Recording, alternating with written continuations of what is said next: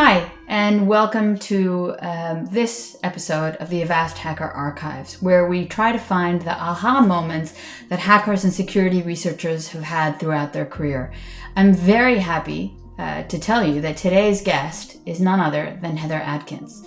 She is the head of privacy and security at Google, a position that she's been doing for over 15 years. And she is also wrote a book at O'Reilly. She's done all of the security things. She doesn't just talk the talk. She also walks the walks day in and day out for a service that most of the planet has come to depend on. Heather, thank you so much for joining us today. Great. Thanks for having me. It's wonderful to be here. Maybe we can just get started about where you got started. What got you interested in cybersecurity? How did you do all the things before you got this position at Google? What'd you do? So actually, I got into security quite by accident. It found me.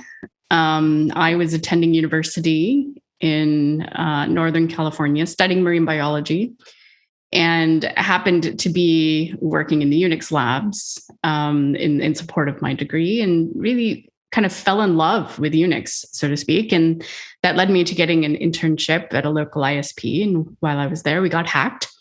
And that was the most exciting thing that had ever happened to me. And I decided I wanted to do that for the rest of my life, get hacked, or at least keep others from having the same experience that I did.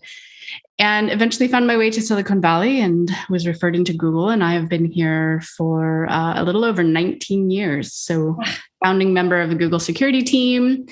And gosh, I mean, it's a lot of stories between then and now. But it's been fantastic. And I think to see the whole industry grow up, when I was getting into security, this is how most people got into security. If you think like a Clifford Stoll and whatnot.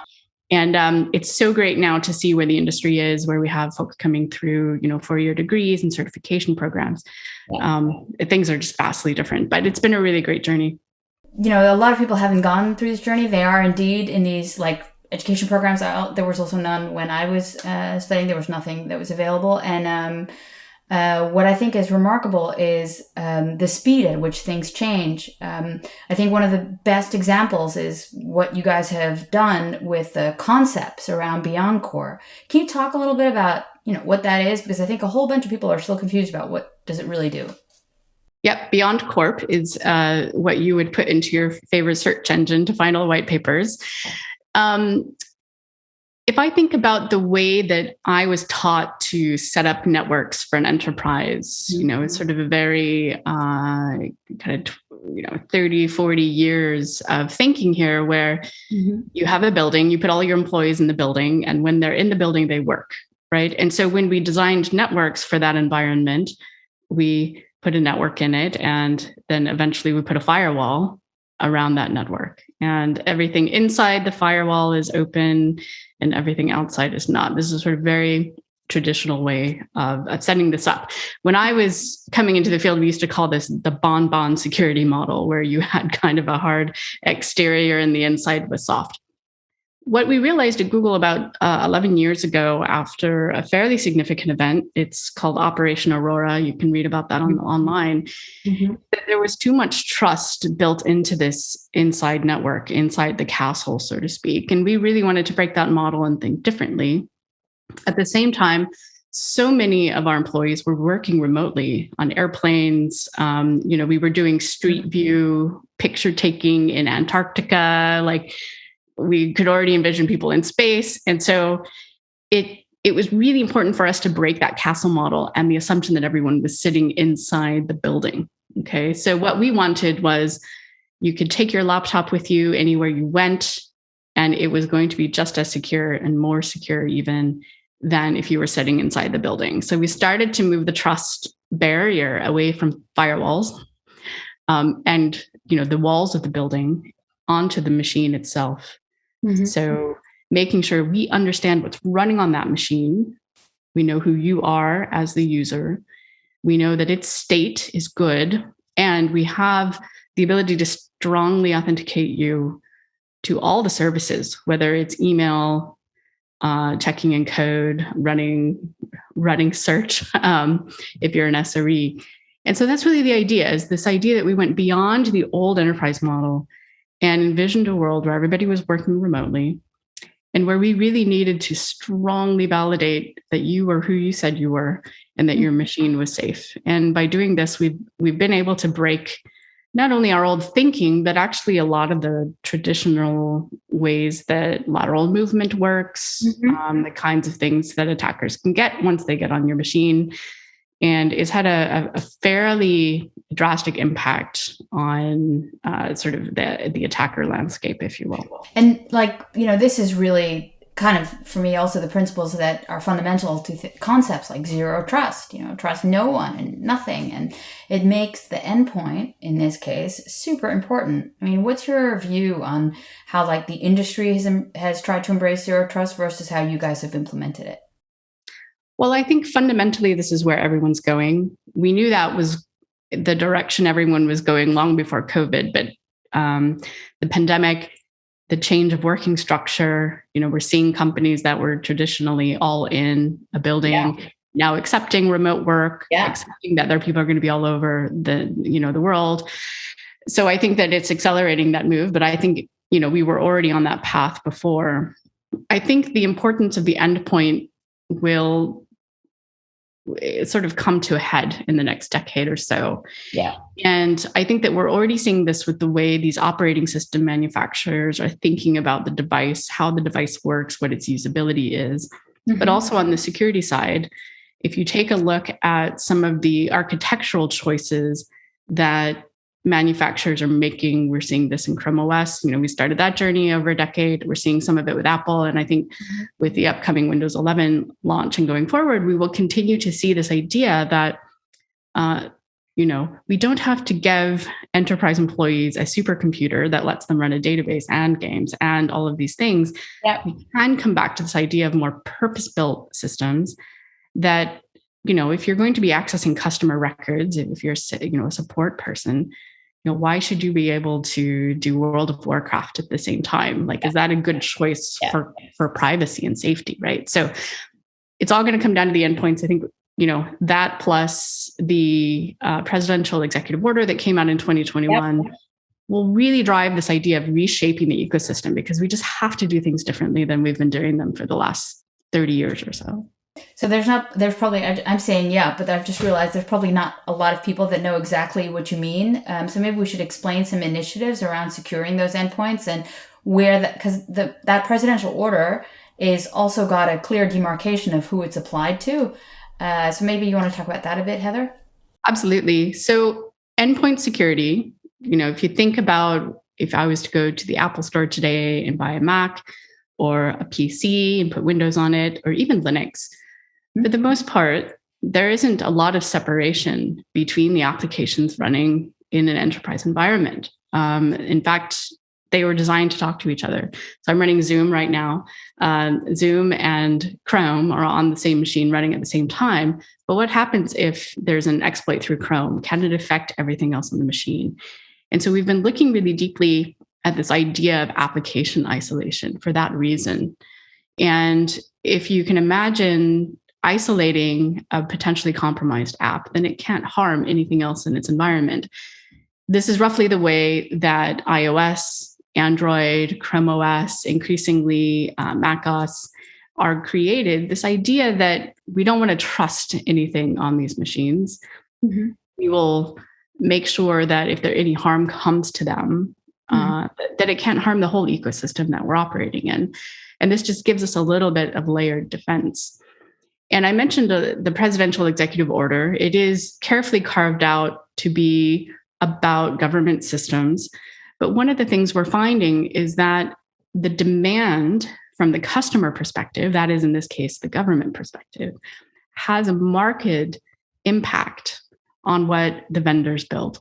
Yes. So we're going to see, I think, US government, other governments, other big organizations, financial institutions, tech companies like Google, we're all going to be looking to the solution space to do a little bit of a different kind of approach from security. And then it has trickle-down effects for everyone else who uses the solutions as well.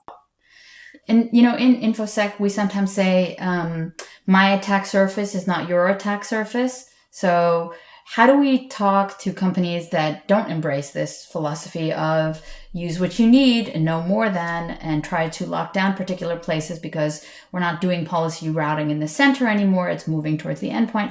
How do we address people who are going to be like YOLO, BYOD, and all the other things? Well, I think that, largely if you're a startup today, let me take two use cases. If you're a startup today, what we find is that people take commodity solutions and build businesses with them. And so, 10 years ago when Google was doing its M&A processes, we would see, traditionally set up Windows networks, commodity PC hardware, commodity servers. They would put them in a shared co-location space. Mm-hmm. And, the security posture of these companies was very, very, very difficult to increase after the fact. It sort of gets ingrained and it gets stuck, if you will. I think what we're finding today is that the startup space is cloud native. I'll use that phrase. They're choosing, one of the hyperscalers to run their business. They're giving their employees commodity hardware, or they're doing a BYOD thing. What needs to happen is all of that solution space just needs to be secure by default. And I think we're recognizing that. You see the hyperscalers like Google Cloud, Amazon, Microsoft, really leaning into this idea that when you buy it, it's going to be secure by default. And yes, you to some extent, you can choose to turn off the safety mechanisms. Just like in your car, you can choose not to wear your seatbelt. But I think that if we get it right and the usability is good, that actually most people will leave it on by default, right? So it won't matter if you've got a BYOD. Today, we allow Googlers to buy Chrome OS devices, and they can use them at Google, because we know that by default, the solution has a security standard that we're comfortable with. Yeah. And I think that will increase over time. We're seeing this in the mobile device space as well. Yeah. Hey, and I know that Google has taken a much more forward approach to try to think about cryptography, because there are, of course, lots of folks who don't want to trust Google with their data. So Google said, all right, well, let's look at how you encrypt the data before you get it to Google. So how does that kind of stuff look like? I mean, what's that posture?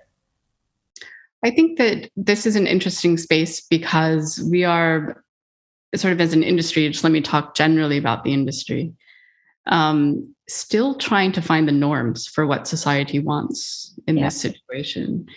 Because at the same time, we want privacy. We also want to explore what we can do with technology. I mean, just look at the medical space. A lot of medical studies are now done just looking at patient records from the past. And if you can apply machine learning to a broad set of patients, you can find overlaps for this person had this virus and then developed this cancer. And these are the kinds of insights we haven't had the opportunity to do before. And it's true all over manufacturing. It's true over what we're seeing with COVID-19. I just saw a research paper that talked about using yeast to do genetic variant studies on spike protein shapes. And, we have folding at home. We have all of this computing that sort of contribute. It's great, right? But it needs data. But yet we also have privacy, right? So we don't know what the norms are. What we know is that we have different societies approaching this in different directions. China, for example, is a very data-driven society. There's lots of collection of data. And then we have the EU, which has, I would say, an opposite approach to privacy that, we don't want this data collection. And so, but I would say in the solution space, we're still kind of in the middle somewhere. We're not sure where we're navigating. We're not sure how we get there. If I were to make a prediction, and this is not a Google opinion, this is a Heather prediction, okay. I think consumers will get very comfortable with the idea that data yields solutions, but they're going to want more control and more insight in simple ways over this data. And because of that, we will see more computing moving down to the endpoints. We will see more cloud-based storage and use, but encrypted, and more agency for the user to clearly understand. I mean, we give insights today, but it's so complicated, right? Yeah. I mean, data is so complicated. So Yeah. I think that's where we're going in the long term. But where we sit on this sliding scale of how data gets used, I think society is still figuring that out. I want to ask from the Heather perspective. I mean, I think especially as security folks, we fully understand, that your data can sit anywhere as long as you've done a good job at some foundational aspects, then it doesn't really matter that much. It could sit at the headquarters of the GRU, frankly, as long as you've taken appropriate care to protect some foundational aspects of, the clients that you're using and the encryption algorithms that you're using. You might be all right with that. So how would you see it, Heather? How would you see an adequate level of security if it didn't matter where your data resided? Well, I think a few things. The panacea, of course, that we always talk about is if the data is encrypted and you steal it, then it's irrelevant, right? And we've sort of seen this thread all the way through history, actually. There's a reason they call it the Caesar Cipher, right? We've been dealing with this idea of hidden information for millennia, right? So, a perfect world, people describe it to me. Why doesn't Google just encrypt my Gmail data? And then, I can use Gmail. I'll, present the keys and use my Gmail. Well, the problem is you also really like the search feature, which requires us to index the information. And you also like the auto typing feature that we've started introducing, and that requires, working with data. So I think there's the panacea that users want. And then there's the reality of sort of how we make these technologies work, which is really complicated. And I think where we're going is users want the data to be safe, right? And they don't always understand the nuance between your data is encrypted or your data is not encrypted, right? Yeah. So my view on this is that we're going to have to get simpler ways of explaining the safety, right? Because I think that we can conceive lots and lots of ways to keep the data safe, and Google's got an amazing security plan. But if I were to sit down with any average consumer and explain that, I'm not sure actually that within that complexity and that long story that, at the end, the consumer would be able to say, great. We look at it because, we're security professionals. We've been doing this for a really long time. But we don't yet have the right language, I think, sometimes to explain that complexity. So I think, though, to keep the data safe, when we look at providers who have data, we look at banks, we look at health providers, et cetera. There is a basic approach to, philosophy. Is this an organization that has really invested? Are they invested in doing the things that have been done for the last 30 years? Or are they invested in the future where we know where we need to go, reshaping the way that we think about handling data and securing it? And I think whether that's encryption or confidential computing or, having the data reside only locally and not sort of in the cloud, I think all of that is up for debate, and all of those models are good in some ways, right? So again, I think we're still inventing many of the mechanisms, and we don't quite know what it'll look like yet.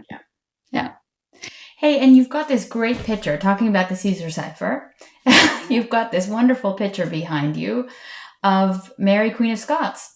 Yes. So this is a painting by an Armenian painter. And I really like it because it shows a strong leader in the past who's a woman in a society who's very male dominated. And so I look to leaders like that in the past. I study medieval history as a hobby. So this is historical paintings are not surprising to find in my house. But yeah, I think, it's really interesting. This period of time, the Tudor period, is interesting because, yes, we'd been sort of engaging in espionage for many thousands of years. The Caesar Cipher sort of existed at the beginning of the Common Period. But it's really during the kind of late Middle Ages into the Renaissance, into the Enlightenment, that we start to see more math being developed and clever and interesting ways to hide information. And there's actually some really amazing devices as well. But it goes to show, just as societies become more connected, right? So, this is the beginning of the colonial period. There's lots of travel. We have the discovery of the New World, much more trade happening between countries. And then, of course, you have the great disruption of society leading into the Industrial Revolution, which is the Tudor period, where everybody wants a competitive advantage of some kind. And so whether it's, vying for the throne of England, or in trade or international relations, we see this rise of wanting to keep information private. Yeah. Right? Yeah. And they do just that. As she gets a little bit upset by the fact that her communications were not as private as they could have been, and she met her end due to that. But I think it's interesting to think a little bit about how ingrained the privacy of information is in our society, and how much it has been for so long. Yeah. No, I think it's a fascinating story. I think we've even actually spoken about it once before on this podcast, where we talked about the fact that her messages to her confidants were smuggled through wine barrels, and one was intercepted and read by the Queen's aide, and then the gig was up. Not a great end, but no.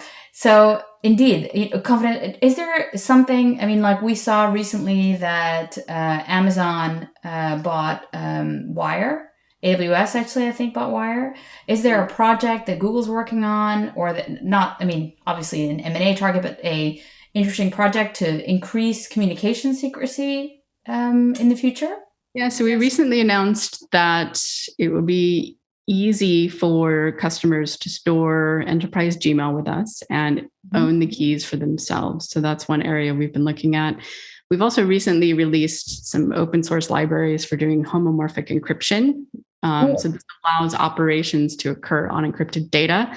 This is one of the great unsolved problems in cryptography, which is, how do you safely store the data and then do clever things like index it for search, but yet still have it private? And so we're seeing more and more research get released here, and we released some of that recently. And I think that, in Chrome, you've probably noticed that we've been, if you're a Chrome user, been pushing HTTPS, ubiquitous HTTPS everywhere for quite some time. In the book that we wrote, Building Secure and Reliable Systems, the Chrome team actually contributed a little bit of a narrative on how they came up with that idea.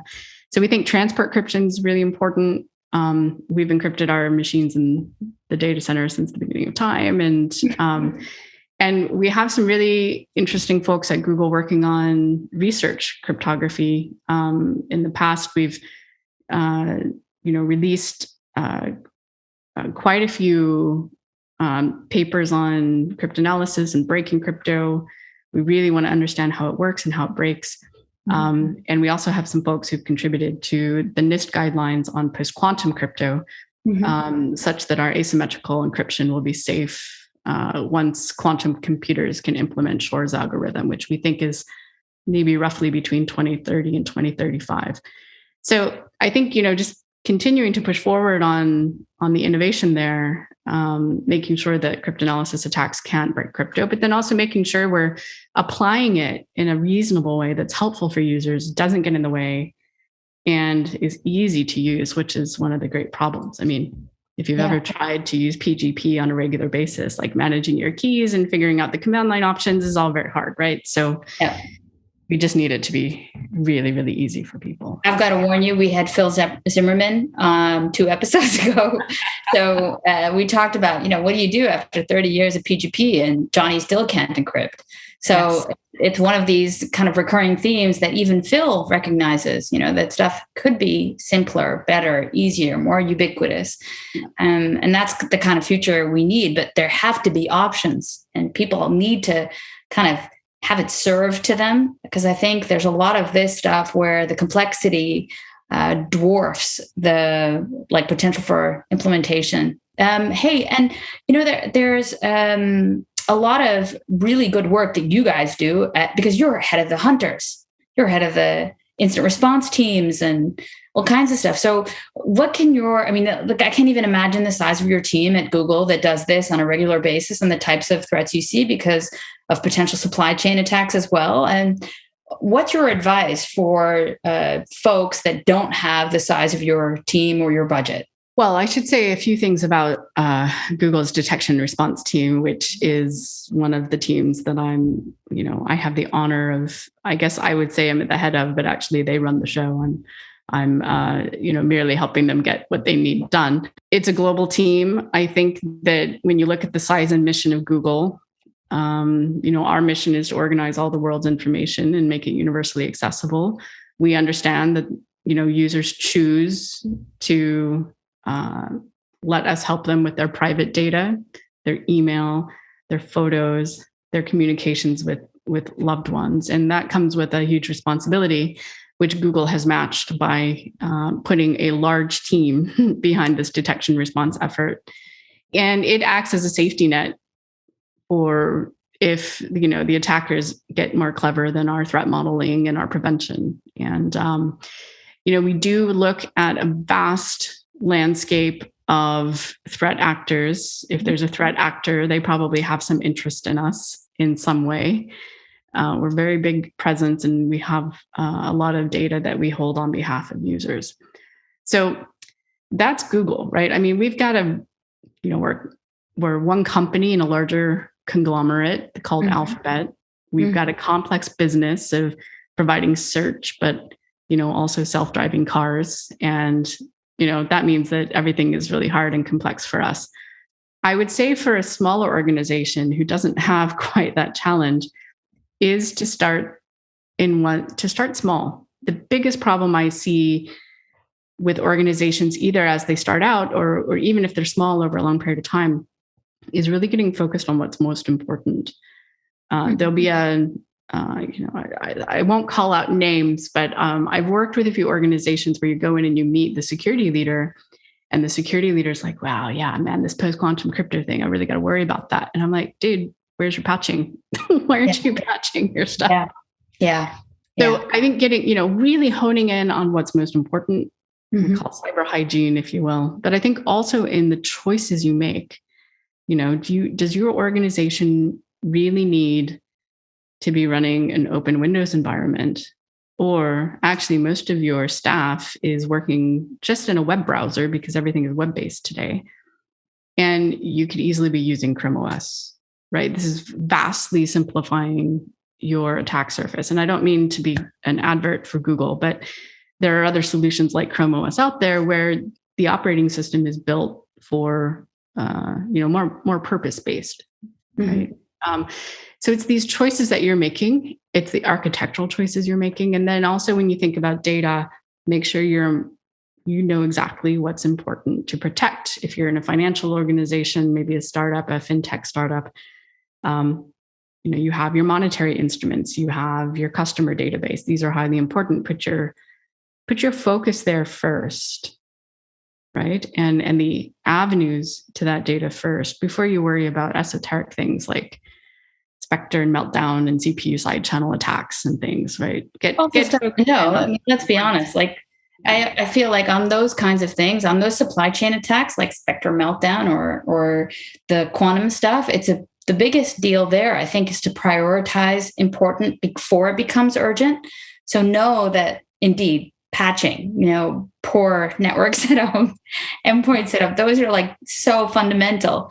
But yeah, I think people also forget, it's not just a short-term and mid-term focus. It's also look at that pipeline and just understanding their own network. So just out of getting an idea in a sense about the size of the task, how large because I'm just thinking of this as a CISO, how large is the network that you're actually protecting in terms of heterogeneity of systems and devices and locations? And yeah, I think I would say 90% of the infrastructure is homogeneous. And we made that choice a long time ago, actually, for reliability and maintenance simplicity.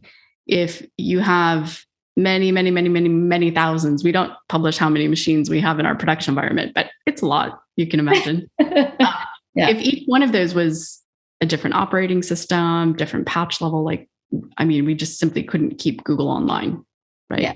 Regardless of the security issues. So what we did is, we took a look at that. We said, you know what, every binary on this disk is really expensive. Every use of memory is very expensive. Let's make the operating system install very small. We use Linux, that's no secret. Mm-hmm. But, our root file system is very small. Right? Mm-hmm. We don't put a compiler in our production environment. Nobody needs to compile code natively on Linux, right? So how did you deal with religious intolerances with a particular flavor of Linux? So when I joined Google, there was certainly a religious adherence to Red Hat, and we were using that. And I think what they found over time is that it just stopped working for what they needed, right? And so inevitably the business drove change. But I think change is a really important topic. We have a whole chapter dedicated to this idea of culture in our book. Mm-hmm. And the culture of change is one of them. And sort of how do you get people comfortable with change? And the way we did it, and the thing that we have found most successful time and time again, is through experimentation and demonstration. If you start small and you demonstrate value, people are actually really excited. Yeah. So if you have an operating system that's much more stable, you get paged less often, you can launch new features, you have new capabilities, people are going to migrate to it, right? So you create market opportunity inside the company, and then you get people excited. We did the same thing when we rolled out two-factor authentication. We had these kind of old tokens where you had to type in the number. That's totally know those. And it turns out people hate doing that, right? Yeah. So we invented security keys, which is just a simple touch on the security key. And they were so popular, there was a line outside of our help desk to get them, right? Because actually the experience is much better and they're more secure because they can't be phished. So I think this idea that, if you believe in your solution, try small experiments, try to get one user group, and then build enthusiasm around it. If you can't get that enthusiasm, maybe it's the wrong solution. And in the end, sometimes you do end up in an organization where there's just so much resistance to change.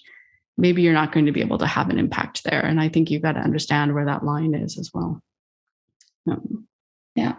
Hey, and what would you say would be the most successful ingredients for folks that are starting out in the InfoSec field to kind of figure some of this stuff out? If they're just in the very beginning of their career, what kind of stuff do they need to do? I mean, obviously there's a lot of reading and a lot of podcasts and a lot of just osmotic learning, but what else is there?